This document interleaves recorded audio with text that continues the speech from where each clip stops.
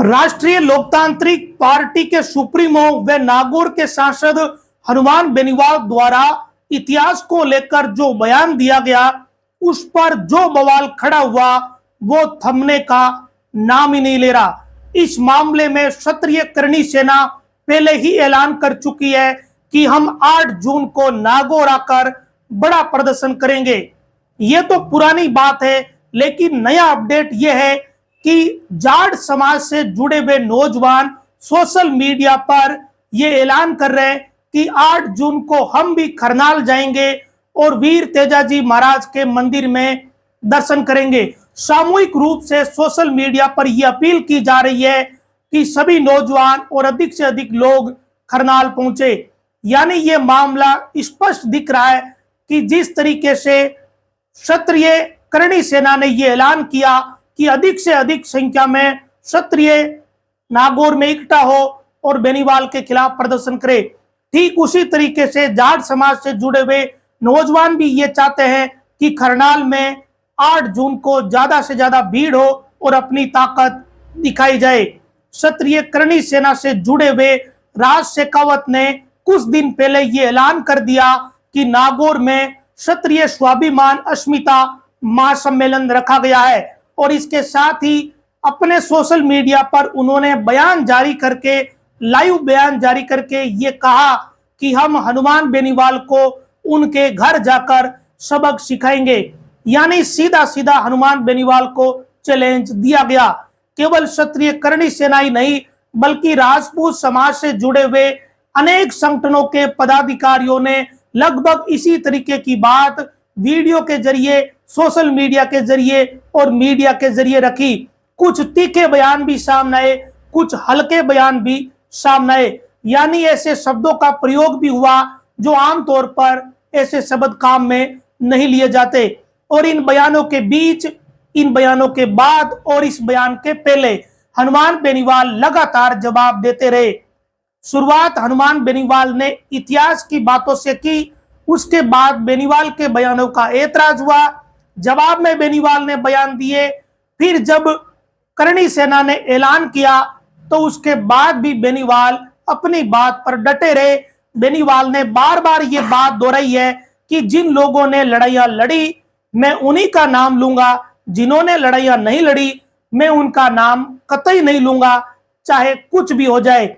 यानी हनुमान बेनीवाल ने अपना स्टैंड बिल्कुल ही क्लियर कर दिया। एक बार नहीं, कई बार ये बात बेनीवाल कह चुके हैं और स्थिति बिल्कुल स्पष्ट है। यानी बेनीवाल की तरफ से अपने कहे गए शब्द किसी भी हालत में वापस नहीं लिए जाएंगे। बेनीवाल अपनी बात पर डटे हुए हैं। उधर क्षत्रिय करणी सेना के अलावा राजपूत समाज से जुड़े हुए अलग अलग संगठनों के पदाधिकारी भी हनुमान बेनीवाल के खिलाफ लगातार बयानबाजी कर रहे हैं। कुछ ऐसे बयान भी सामने आ रहे हैं जो आमतौर पर राजस्थान में इस तरीके की बातें नहीं होती। हालात यहां तक पैदा हो गए कि हनुमान बेनीवाल का विरोध करने वाले या शुरू से ही विरोधी माने जाने वाले धड़ों ने एसआई भर्ती रद्द नहीं कराने की मांग को लेकर भी ज्ञापन दे दिए। यानी कहां तो एक बयान और कहां एसआई भर्ती, जबकि एसआई भर्ती एक बिल्कुल अलग विषय है। ये बेरोजगारों से जुड़ा हुआ मुद्दा है, लेकिन इस मुद्दे को भी बेनीवाल के उस बयान के कारण एक तरफ ले गए, एक साइड कर लिया और ये तक ज्ञापन दे दिए कि इस भर्ती को रद्द नहीं किया जाए। यानी हनुमान बेनीवाल द्वारा इतिहास को लेकर जो बयान दिया, उसके बाद एसआई भर्ती का मुद्दा भी दो धड़ों में बंट गया। एसआई भर्ती में जो अभ्यर्थी थानेदार बने, उनके परिजन अगर ये बात कहते हैं कि भर्ती रद्द नहीं की जाए, ये बात तो समझ आती है क्योंकि उनके परिवारों के बच्चे नौकरी लगे हुए हैं। वो तो कतई नहीं चाहेंगे कि ये भर्ती रद्द नहीं हो, भर्ती रद्द हो। लेकिन ऐसे लोग जिनका इस भर्ती से सीधा कोई लेना देना नहीं है, वो भी सामाजिक संगठन ये कह रहे हैं कि ये भर्ती रद्द नहीं होनी चाहिए। और ये सब कुछ इसीलिए हो रहा है क्योंकि हनुमान बेनीवाल ने वो बयान दिया। लेकिन बड़ी बात यह रही कि इन सारी स्थितियों के बीच 25 मई का दिन आया और इस दिन राजस्थान की सियासत को एक बार के लिए हिला कर रख दिया, क्योंकि हनुमान बेनीवाल को भी जितनी उम्मीद नहीं थी उससे भी कई ज्यादा भीड़ राजस्थान की राजधानी जयपुर में दिखी। खुद बेनीवाल ने अपने भाषण में ये कहा कि इतनी उम्मीद तो मुझे भी नहीं थी, आप लोगों ने मेरी उम्मीद बढ़ा दी। एक तरीके से बेनीवाल का इशारा यह था कि क्यूंसर की हार के बाद जो निराशा आरएलपी में थी वो इस भीड़ के बाद नई आशा में बदल गई। लेकिन बात 25 मई को खत्म नहीं हुई। ना तो बेनीवाल ने धरना समाप्त किया और ना ही बेनीवाल ने अपने बयान बदले, तो दूसरी तरफ राजपूत समाज के संगठन 8 जून वाले अपने ऐलान पर डटे हुए हैं। लेकिन सबसे चौंकाने वाली बात बीते 48 घंटों में सामने आई, वो नागौर जिला के सोशल मीडिया पर चल रही है। जिले भर के सोशल मीडिया में जाट समाज से जुड़े हुए नौजवान ये ऐलान कर रहे हैं कि 8 जून को खरनाल पहुंचो और तेजाजी महाराज के मंदिर में दर्शन करेंगे।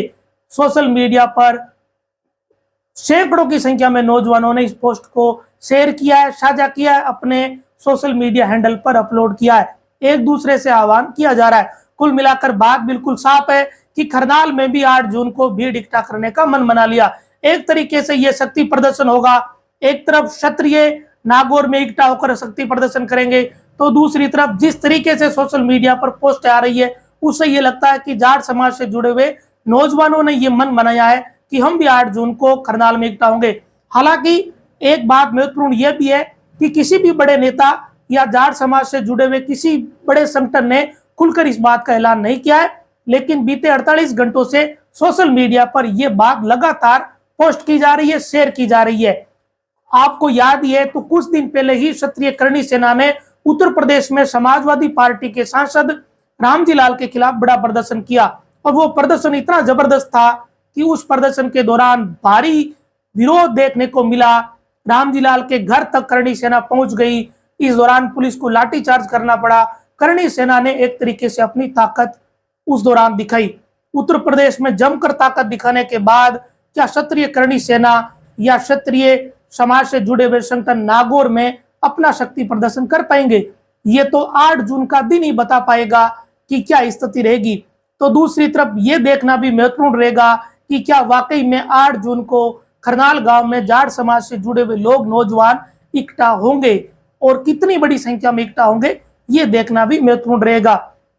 लेकिन इन सारी चीजों के बीच एक बात तय है और वो दिख गई, वो चीज स्थापित हो गई। हनुमान बेनीवाल के उस बयान का जिन लोगों ने विरोध किया उसका बेनीवाल को रत्ती भर भी नुकसान नहीं हुआ, उल्टा फायदा हुआ। सोशल मीडिया से लेकर ग्राउंड पर एक नैरेटिव बिल्ड हुआ कि हनुमान बेनीवाल को घेरने की कोशिश की जा रही है और जाट समाज से जुड़े हुए नौजवान लामबंद हो गए। 25 तारीख को इसका असर साफ तौर पर दिखा।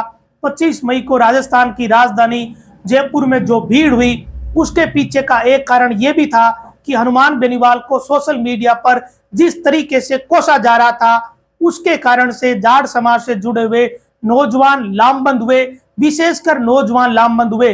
और वो जिन्हें एसआई भर्ती से मतलब था या नहीं था, लेकिन जिन्हें हनुमान बेनीवाल से मतलब था, वो राजस्थान की राजधानी जयपुर में गए और हनुमान बेनीवाल ने वो जो भीड़ देखी उस पर बेनीवाल को भी यकीन नहीं हुआ कि इस भीषण गर्मी में उनकी भी उम्मीद से बढ़कर लोग राजस्थान की राजधानी जयपुर में पहुंचे।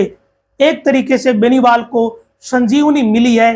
क्यूंसर उपचुनाव की हार के बाद बेनीवाल के लिए ये वाकई में राजनीतिक रूप से एक पहला ऐसा शक्ति प्रदर्शन था जो हनुमान बेनीवाल के लिहाज से एक संतुष्टि वाला शक्ति प्रदर्शन या भीड़ थी। क्योंकि एसआई भर्ती का धरना जब बेनीवाल ने शुरू किया तो उस दौरान शुरुआत के कई दिन तक भीड़ बिल्कुल ही नहीं आई, यानी 100-200 लोग ही नौजवान धरने पर बैठे रहे। हालांकि जिस दिन बेनीवाल ने गिरफ्तारी दी उस दिन अच्छी खासी संख्या में भीड़ थी, लेकिन 25 तारीख को जो भीड़ हुई वो वाकई में भीड़ है। राजस्थान में गिने चुने नेता ही ऐसे हैं जो इतनी भीड़ इस वक्त या इस राजनीतिक दौर में राजस्थान में कर पाते हैं, उसमें हनुमान बेनीवाल का नाम भी शामिल है। अब देखने वाली बात यह महत्वपूर्ण है कि 8 जून का मामला जिस तरीके से चल रहा है वो वाकई में हाई टेंशन वाला है। तो इसको कैसे संभाला जाएगा, इसे कैसे टैकल किया जाएगा। सामाजिक स्तर पर या समाज में विचरने वाले नागरिक के तौर पर सभी यही चाहते हैं कि कोई जातीय विवाद या जातीय द्वेष नहीं हो। अगर कोई समाज या वर्ग अपना अपना शक्ति प्रदर्शन करता है तो ये कोई बुरी बात नहीं है, लेकिन आपसी टकराव नहीं होना चाहिए, ना सोशल मीडिया पर ना ग्राउंड पर। लेकिन जो ढंग सोशल मीडिया पर इस वक्त है उसे कतई अच्छा नहीं कहा जा सकता। शब्दों की गरिमा टूट चुकी है, गिर चुकी है। अब देखने वाली बात यही है कि नौजवान कब तक इन बातों को समझ पाते हैं कि उन्हें अपनी बात तो कहनी है, लेकिन शब्दों की गरिमा को बनाते हुए। हमारे देश में आज़ादी है, लेकिन उसकी भी एक लिमिट है, एक गरिमा है, एक प्रोटोकॉल है। कम से कम सामाजिक तौर पर या समाज में विचरने वाले, चलने फिरने वाले हर नागरिक को ये बात समझनी चाहिए कि हम सबकी ये जिम्मेदारी है कि हम किसी बात का विरोध करें तो अच्छे ढंग से करें, शब्दों की गरिमा रखें। विरोध करना, विरोध जताना लोकतंत्र की खूबसूरती है, लेकिन विरोध इस हद तक हो जिसमें गाली गलौज या गंदे शब्द हो तो वो कतई ठीक नहीं है। चाहे वो किसी तरफ वाला कर रहा है, इससे टेंशन बढ़ती है, द्वेष बढ़ता है, विवाद बढ़ता है, इसका किसी को फायदा नहीं होता।